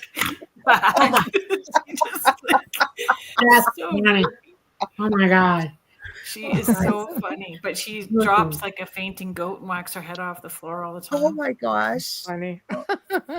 Well, my dog, it's funny you said, Preston, your dog wasn't allowed on the bed. My dog's not either, but if I'm on air, everybody knows Emmy, because this one will show up. I don't let them stay. I mean, tonight, obviously, or she'll come right up on my lap. She's going to come and say hello to everybody. I think it's great. I love it when we have people on the show and they bring all the pets come in and you see they don't know what to do. I'm like, stop it. We love it. That's what I say. And so does the audience. The audience loves it too. Well, it's funny when Preston's on, and then you see Duchess coming on the back. Like, is that a horse? What is that? Yeah. So a Great Dane, those are good sized dogs, that's for sure. Compared to your little mini winnies, Michelle. Oh, yeah, they're like 2.5, 3 pounds. Like, Yeah. Oh my goodness. that think Would they're be Great a Danes. kitty. Oh, there's your kitty. There she is. I think She's a Jay's cat munchkin. shows up all the time too, right? Like Jay McNichols. Oh, His Jay, cat, Jace, yeah, yeah. his cat shows up when he's on air all the time too. Blackmore. And I found out the other night, Jay McNicholas's dog, Admiral, could be Emmy's twin, except a little bit bigger. Both black German shepherds with just hand markings. I never knew that, but yes, he's got really long names for his animals too. Yes. I had a question. That's a big cat, Wayne. He says he's 25-pound cat. Oh my goodness. I bet you'd feel did. jumpy. Abby, oh my God. Oliver. Yeah, he was huge. He was huge. That's amazing. Michael had a question. Hold on. Any comment about Immaculate Constellation or any of the whistleblowers from Weaponized? Well, that's a comment. Go crazy. Whatever. It's a question. Comment. James Any O'Keefe comment came out about with a big thing today, undercover, massive, about royalty, and caught on camera. Not royalty saying it, but what just came out. I could not believe it. I just watched it an hour ago. Going to be pretty interesting. That gets out there. Lou Elizondo got himself in hot water when he showed a photograph that turned out to be a known fake. Which probably should have been vetted first. But yeah, I'm not a fan of a lot of the whistleblowers because I just feel like it's all contrived and controlled, and some are just flat out lying. I think some are being misled. I agree. And some are truly part of the cover-up. I think some are absolutely honest. But let's face it, if you were going to divulge information that they did not want divulged, don't think you would live very long. Yeah. I agree. What about Paul Hellyer? What did you feel about him? I loved Paul. I met him. It was such a treat. Did you meet him? I did, not long before he passed away. I'm not so sure he had all the correct information, but I absolutely admire that this was a guy who was the former defense minister of Canada, one of the highest government level officials ever, really, to just flat out say they're real. They're not here to hurt us. Yes. There's a lot of them, It's being covered up. I know it's being covered up. I've got firsthand information of this. He was a lovely man, just you could feel it. Sincere and honest. Yeah, you could feel it through his interviews. That's so nice. You got to meet him before he passed away. Yeah, I bought his books. I wanted to support him because I adored him the second I laid eyes on him. I'm like, this is a good guy. Few and far between, especially at that level of government. I had a guest on a few weeks ago, and he put it out perfectly. He goes, a lot of the whistleblowers that are out here, goes, it is controlled. They'll say, this is what you are allowed to say, so go out and say it. He goes, because the ones who do it and aren't supposed to are the ones that that are MIA or just gone. A lot of them, his belief was they might be really good guys, but they can't because they're under, that's what I mean. So if you're going against that, you are taking a chance with your life, that of your families. There have been people who have whistleblown who were threatened and completely retracted everything they said just to save their families. That's a problem. I grew up with that. My father would never, ever, ever, ever speak about it at all. He barely spoke about it among us, and he kept it very, very quiet. It actually almost took his life because when I was 7.5 years old, he lost it one day totally. He came home after being gone for a while, and we were sitting at the table, and the next thing we know, all the glass in the house was being busted up, and it went on for a couple hours. And I mean, he busted every glass object in the house, including taking a door off its hinges one-handed. My brother and I went into my room, and I went into the closet and shut the door, and we just sat there and waited. I didn't know what else to do. My mom said, disappear. And then my mom's best friend came and opened the door and took us out and took us to her house. he was gone for over a month, and they finally said, "You're going to get to see your dad now." And when we showed, it was at the hospital, and he was under guard. He was under guard, and they briefed us on how we were supposed to behave around him. And he would not talk. And I asked him years and years and years later, when I was an adult, closer to the end of his life, why did that happen? What pushed you over the edge? And he said, I don't know that I can even discuss this with you now, but he said, everything that I knew had to be kept or you all would be dead. I was like, oh, okay. And I know some of it now, and even I won't breathe it because I have family still alive. I can't do it. Same thing. And that's whatever level you're working for them. And it was the military industrial complex. That's who he was associated with. And it's not good.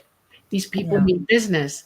And it's very sad. Can you imagine it not only being not able to talk, but being forced to say basically lies? You have to say this. Because some of the stories coming out like, oh, we can call down ET craft and fool them to thinking we're ET. I don't believe that for 1 second. That's not going to happen.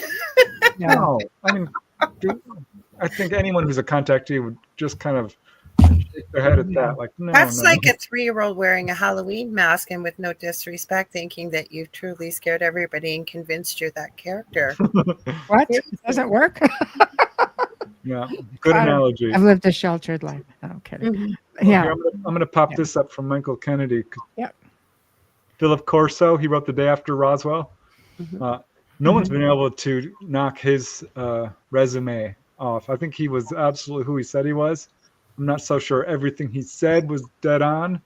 But yeah, I think that his story still stands up in terms of some of the stuff from Roswell being reverse engineered. But they're very clever at how they do it, because you can track, the inventions of fiber optics, an integrated circuit, and Kevlar, and all the stuff he's talking about, night vision, to their inventors. But I don't know. I think that he said no. We fed it to them in secret. So I don't know how much is true, but yeah, his resume is absolutely legit. My guests I've had on a few times, Chris Latoureux, and he was part of one of the boys of Montauk and at Camp Hope. And I got him finally to talk about the Montauk chair. I wanted to know, what did they do with the Montauk chair? Where did it come from? It was pretty fascinating to hear. I was going, where's that voice coming from? It was quite fascinating to hear what his experiences were and some of the things he had been taught. It was not a pleasant experience, but even some of the people that he witnessed, only boys, but we've had a few people when I've had him on talking about women saying, well, I was there too. And the reason why I do believe him, he's never changed his story, but he's been so kind to the one woman that came in and he just said, I'm hearing that from more and more women. He said, but I can't say there were women there because I didn't see female children there. So you got to give him a lot of credit for that. But yeah, that Montauk chair sounds pretty fascinating. He says he was told, so I'm going by what he said. He said it came from the Roswell crash is where they got the chair from. So I don't know if it's for real or not, but that's what he said. That's interesting to me. Yeah, well, I don't doubt it, because we know how nefarious some of these people within, I'll use the term government loosely, but military industrial complex, call them what you want.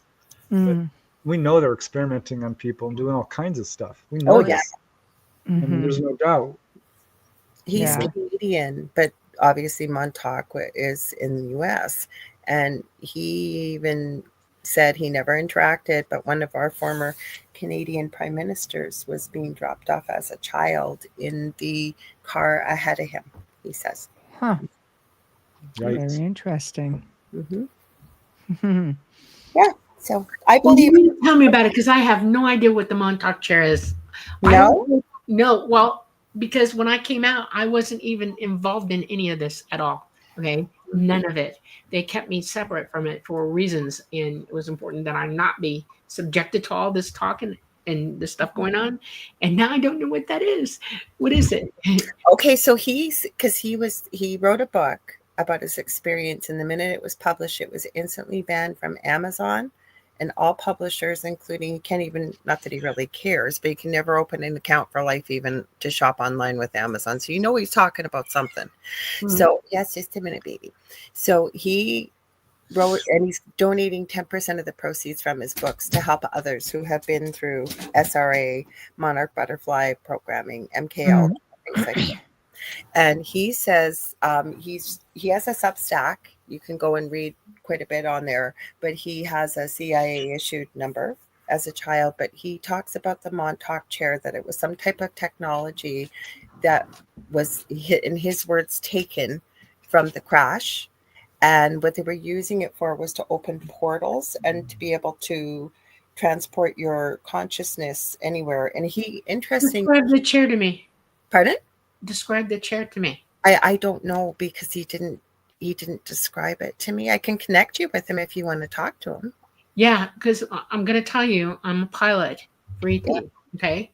And my chair does exactly what you're describing with me in it. It's psychic connecting, and I connect to the craft through sitting in that chair, and I have an energized diadetic. Talk about some purple light, purple light that you have shone into them. And it goes above my head. It's literally floating above me, and I have a implant in my hand that I activate it with. When it's not active, it's a little ball that I keep inside of like a purse thing. He would totally talk to you, Dolly. You could ask him any questions you want. Yeah, because that's interesting to me, because that's how it works. Okay, and we open light gates with it, not portals, light gates. That's how we transfer dimensionally, interdimensionally with the craft. The one thing he said that was interesting on the show, though, he said that, because I asked him, like, wouldn't you go back and back in time? He said, no, I could only, the way I was taught to use it was to go forward. Right. So he said he was shown 3 different timelines of his life, and interestingly, even to the end. And he said the end was always the same, but the lives were different. So it was quite interesting to hear what he had to say. So I can connect you with him. I know he'd love to talk to you. Yeah. He's very French, but he speaks English very, very well. So okay. Well, I have Preston as an interpreter in case he can't speak it. Preston speaks French, so. Oh, perfect. Then you guys, well, I'd be happy to introduce you. Yeah. Well, I can speak it. I can't understand it. His legal name is Christian, if you translate it, Christian the Terror. That is his legal family name. Wow. Okay. Wow. That's amazing. Yeah. And super nice guy. Super nice. If Contessa's still here, she's bought his book, and I know. Oh, there she is. I just said her. She's read the book. Yeah. There's quite a few people who have talked about, Montauk. There's just not 1 or 2 people. There's a whole group of them. Yeah. One of the interesting things for me that I've realized about how they back engineer stuff, or they use it, because once it's off board, once they move something off board a craft, the craft is no longer in control of it. Okay. So they have to work their technology through to work toward interfacing with that. Okay. And ET only uses light technology, and it took where fiber optics came from ETs. Most of this stuff, lasers, all that stuff comes from back engineered ET crafts. And so I can see them being able to use it for certain things, but not for the total purpose that it existed. And I'm intrigued now. I'm really intrigued. He was a child, remember, too, right? So this wasn't his choosing to be there. Yeah. There's quite a story behind why he was there. And for the first time, I got him to sort of talk about it, because most people that go through that, as we would know, once upon a time ago, it was called multiple personality disorder, now called dissociative identity disorder. So I find, and he's very open about it, but he can get lost kind of in the trauma. So you kind of got to just guide him a little bit through the story. But we've been able to dig into some things. And I know everybody really enjoys when he comes on, because he's very honest. Like I said, he's never changed his story in I've known him for a couple of years now. So. Well, and you always, make sure that you share that he donates percentages of his book to support survivors. Yeah. So which I think adds a level of credibility there, because that's a nice thing to do. That's honest and kind. Yeah. When I was 5 years old, my father was trying to figure out how psychic I was. Okay. And he heard about a program on the base where we were. Okay. And they were just testing people out. And so he brought me up there, and they did some tests, checking me for psychic ability. The next thing I know, they want me in there. And they asked my dad if I could stay a couple of days. They wanted to do some physiological stuff, check me out that way, and, see if I was going to fit into their program. I was there 2 or 3 days, and a general who knew what this was contacted my father and said, get me out now. And he said, I mean it. I'm writing you an order. You need to walk in uniform. You need to carry a sidearm, and you need to get her out now. What I learned later in my life is this was an MK program. It was on Homestead Air Force Base. They did separate all the girls from the boys in those programs, by the way. I was only with girls, okay? Only girls. And I know I met somebody later in life. Her name is Penny Marshall. And she's been on the show. Yeah. And they assaulted her. They took her life from her, okay? That happened to Chris, too. Yeah. And I'm lucky that I got out. I'm lucky that, I was protected from that. But I can only imagine. That's amazing. So I got some feeling for this. I would love to. Well, I'll be happy to connect you with him because he knows. Michelle knows too. Like I'll let her know when he's coming on. But we be very careful. But sometimes things. Last show was good. We both were celebrating after we said nothing. We have to take. I've had someone from the Monarch program, and he's on the Uncensored show. So it's just so you just don't know where it's going to go. We're heading up slowly towards the top of the hour. So I'm going to post another couple of questions up. Whoever wants to get it. Do you know of the Pentrick incidents, Wales? Do you think it was a shoot down? What are your feelings on eyewitnesses? Yeah, I did a little bit of a dig into that. The Penturk incident, it's called. Kaz Clark is the main witness, and she was all on her own talking about, this was a landing. If I remember correctly, I don't know if it was a shoot down so much. The government was right on it, and there's an enormous amount of physical evidence. And then other witnesses started coming forth. Now there's quite a few of them. Something went down for sure. This is not a hoaxed event. She saw something. I've heard her speak. She's very passionate, very sincere and honest and detailed. It's a big event that went down there. I don't know enough about it to really speak with any authority, but more witnesses are coming and more information just comes out and continues to verify it. It's very interesting. Something, I think it probably was. I think the shape of the craft was, if I remember, pyramidal or triangular. It led me to think it was more along the lines of reverse engineered. Yes. The ET. Exactly what it was, and it went down. That's why they were on top of it so fast. So, yeah. Okay. Next, guys, another question no one asks. So, if we're becoming crystalline is what I figured too. Are we no longer in the flesh? Well, I think, there's stories about people becoming so enlightened, they get what's called the rainbow body. And in essence, you don't die like a normal person. You're in a way immortal, but not, because you walk off. You take your physical body with you. There are stories of this. Stalking Wolf, I've got books on him from Tom Brown, died that way. There are people who don't die like normal people do.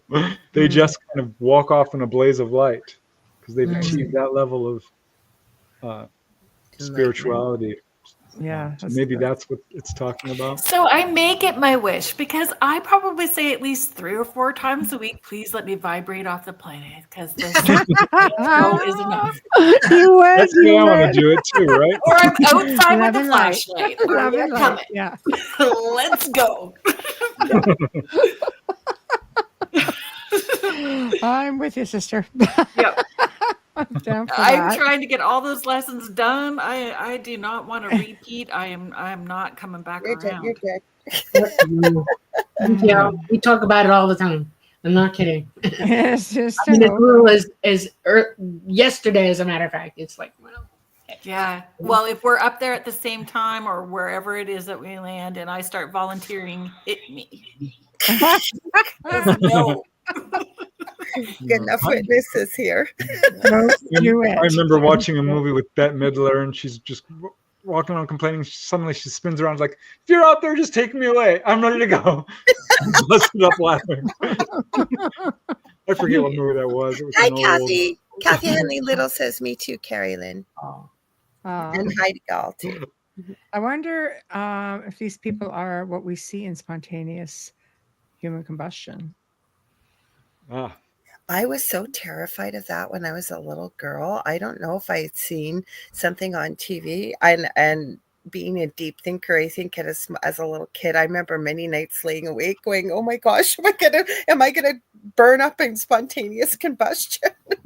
Because you don't hear about it like you did back, like say quite a few years ago. I don't know. Have you guys heard much? I wonder if there are less cases. I did study it.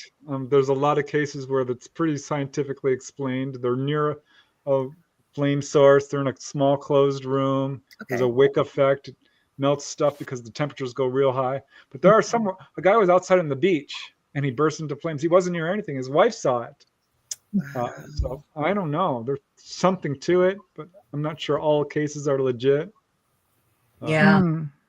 Yes. My one son did a talk at school about it. You know how we had to do speeches? Did you guys have to do those orals between grade 4 and 8? So I think he was in grade 6 when he did his speech about human combustion. Nice. I did all the other kids. Yeah. I did Revelations in 6th grade. Everybody I remember was so freaked out. I remember my dad helping me write it. Us weird kids find each other eventually. Yep. all the cool kids. That's what I say. Yes. All the cool kids. Oh gosh. Okay. So why don't we everybody as we're slowly coming to a close, slowly coming to the top of the hour, let's just go in and talk about, Press and Dolly, obviously they have the same show, but so why don't you guys just go in and talk about your show, when it is, who you have coming on next, that sort of thing. And let's just kind of go around.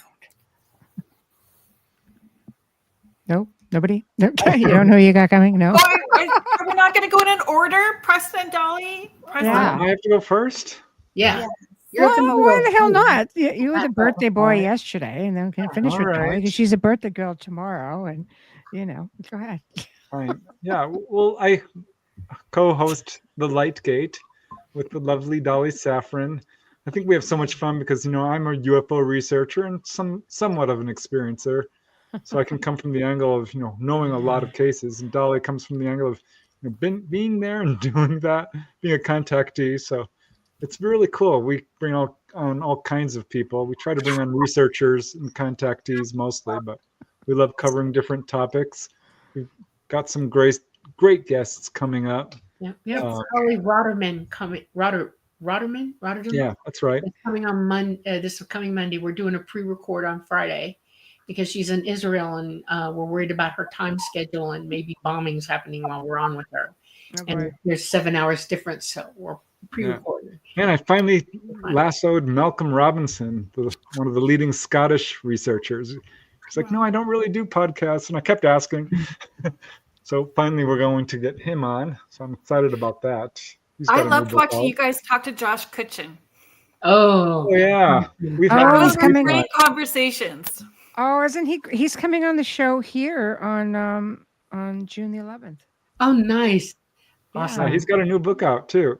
Oh, excellent. I have no idea. I had one of my guests say, you need to talk to my really good friend Josh. I'm like, all right. He's fabulous. Oh, good. He's very wonderful. knowledgeable. Yeah, funny too. Yeah, very kind. Very kind. And a great musician. Very much so, yeah. I love it. We're pumping up Joshua. Yeah. Woohoo. There we go. All right. And we're going to go next. So, Lightgate is Monday nights from 8 until 10 p.m. Eastern. Right. Yep. Okay. All right. Carolann, you're next. Oliver. Oh, it's a puppet. Look at that. Came in to say hello. Aww. Yeah, everyone. Thank you so much. I host Ethereal Encounters Unveiled, and it airs on Thursdays between 5 and 7 p.m. Eastern Standard Time. And I also have a pre-recorded show on Fridays from 3 to 5 p.m. Eastern. And I'm excited because tomorrow I have Karen Swain on, who's a host. Yeah, I'm excited about that. Also one of our hosts, just so y'all know. She has her own show too. Yeah.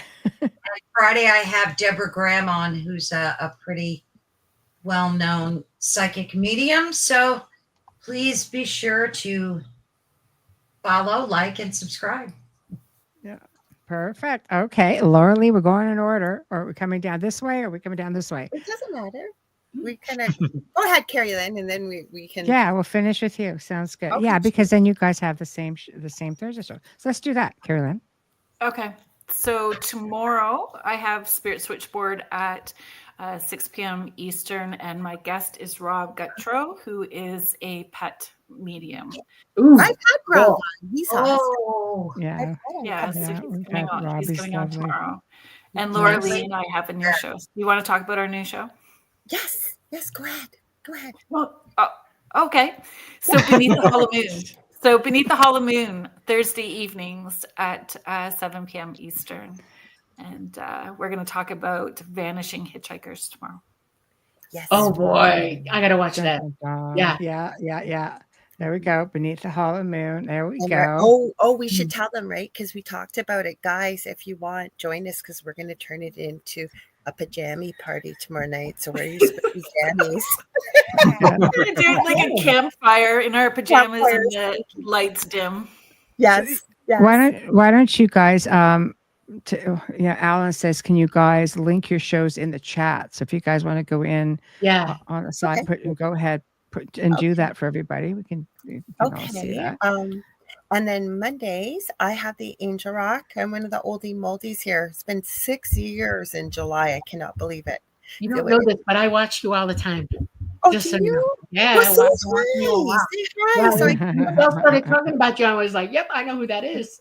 Oh, I know. Well, I'm glad you do. And you know what? Always say hi because I love to say hi to everybody. So Monday, we are having back on Mary Electra. She is a sound healer. She was recommended to me by a friend of mine, Lorian Fenton. So I've had her on once before. And she's coming back on. So she has some interesting healing modalities and stuff. And we didn't get to finish our conversation.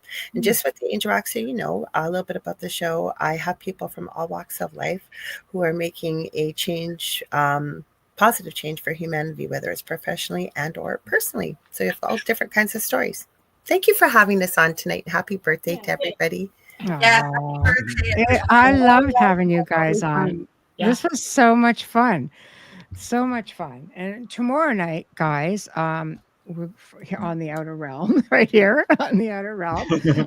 My dear friend Nathaniel Gillis returns, and we're going to be talking skin sigils, rituals, manifestation, and magical practices. Love that. Ooh, bam! It just sounds hauntingly amazing, but that's Nathaniel. He has all of that and more. Just a wealth of information, and you'll have to tune in to find out which incredible guests are coming on next week. And it's quite the lineup. That's all I'm going to say. It's going to be awesome. Yeah, sigils. I know. He's just awesome. He's awesome. He really is. And we love all you guys too. Just so y'all know, we love you guys. I always say the chat room just makes the shows that much more exciting. We appreciate you all so very much. And you guys are my compadres, you know. Emilio's still under, couldn't be here, but it was nice to see her in chat. But I wish I could just have do this all the time. Probably could, but just people have asked because we used to do the paranormal panel once in a while, and people have been asking. Yes. Well, it's definitely something that we can do. We have a lot of interesting things coming up for UPRN. There's going to be special pay-per-view. I think it may be on Roku. I'm not quite sure, but there are going to be stuff coming up that are special features. Some of the hosts are going to be doing investigations, at crazy haunted places. It's not going to just be shows. It's just like anything that they have going on that they want to share that's going to be extra.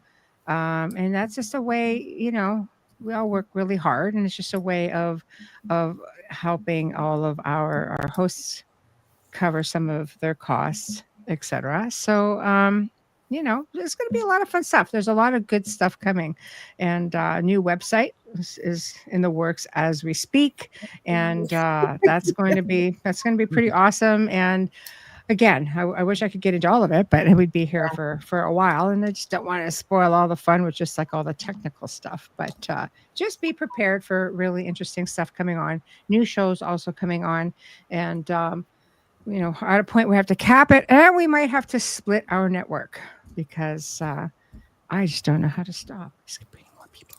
So apparently, a Studio B.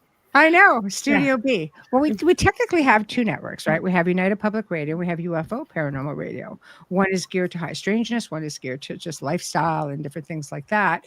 And we have 2 FM stations as well. So, we always have to remember, Preston, when you say, well, he doesn't do podcasts. This one guest of yours, you're the podcast division, of an FM station. So, that all kind of gets out there in the mix. And it also gives us access to international audio servers that we would not normally have without the other side. But you see, some of us can't be on the other side, including our owner, because somebody is naughty with the language. He is. You're on the FM side, you get fined really big money. Even the owner can't go on that. So some of us kids could do it, but I know. Jeez, some people's children. I know. So just, good things coming. We can leave that right there. But HSN, High Strangest Network would be a good name. Yeah, you know what? You never know. Send things in. You never know how it'll go. You never know. Strangest Network. I know. But everybody, thank you all for tuning in, and thank you to my dear friends and Preston Dennett. Happy birthday yesterday. Dolly Safran, happy birthday tomorrow. You'll hear from me anyway, right? I know, but these are some of my dearest friends, and I was happy to share my own birthday with them. So thank you for indulging me. It was a lot of fun, and we'll have to do it again and not have to wait for birthdays. We should do this every Or night. Halloween. You heard our birthday song to you, right, Michelle? I did. You want me to download and play it? Thank you. Do we have to? Thank you. All right, everybody, good night and thank you. And we shall see you here on the Outer Realm tomorrow evening. Good night, everyone. Night.